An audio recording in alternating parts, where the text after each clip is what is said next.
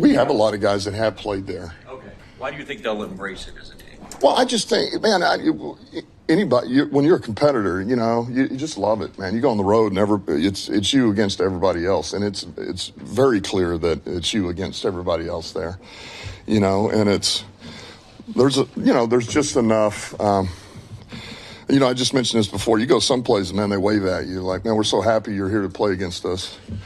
This is not one of those places. That's it. It's as far from that as you can possibly get.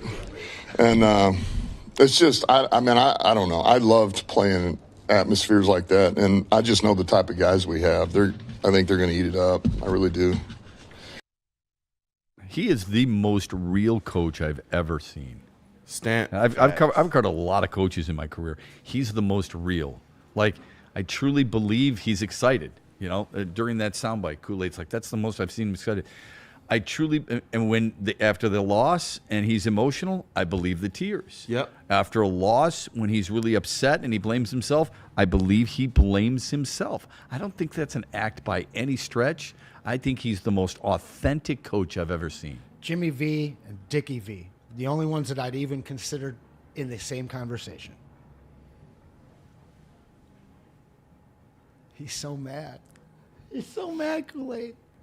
Why would you throw Dick Vitale in? Because Dick Vitale loved his Pistons. Because I bet Dick Vitale cried after a game. And Dick Vitale loved every single guy in that locker room. He led worse. He was a hell of a soundbite, Kool-Aid. My man had to coach a team with lightning bolts on his jersey. Why are you so JB mad, Bickerstaff just did that the other day. Yeah, but He they had keeps Teal. winning, though. They had Teal. They got Teal in them lightning bolts. It's awesome, baby. Shout out to Monty Williams for rescuing those Pistons teams from having the worst record of all time. Do you know why Dick Vitale was crying after Pistons games? Because they sucked. Because he had 34 wins in his entire career. In his 2 year, it was a year and 12 games. Why are you going to do that to Dickie V? Shut Because he's a character of himself, dude. He's a character of himself. He's a good, fun analyst, but as a coach, you can't even. I mean, that's blasphemous. What you just did there, it is blasphemous. The only blasphemy I hear. Wait, over that way. Yeah, it was just Dickie V, man. I ain't going to do that to Dickie V, Kool-Aid. ESPN just put out their, tight end Sam Laporta out for Sunday night's game versus the Eagles. He's out. So Brock Wright gets a lot of play. I imagine he does. And by the way, he's pretty. Brock Wright's fine. I'm fine. I can't say that I necessarily want him on the receiving end of all the passes and stuff. I do think it takes something away from the Lions' offense, but I think Brock Wright's been a very valuable player for this offense. That weapon up the middle, though, for me, Laporta's going to be a loss. That's for sure. Yeah. It seems like he and Goff has had a much better connection this season than last, and that's fair. Almost like a safety blanket or a reliability thing on those first drives as of late.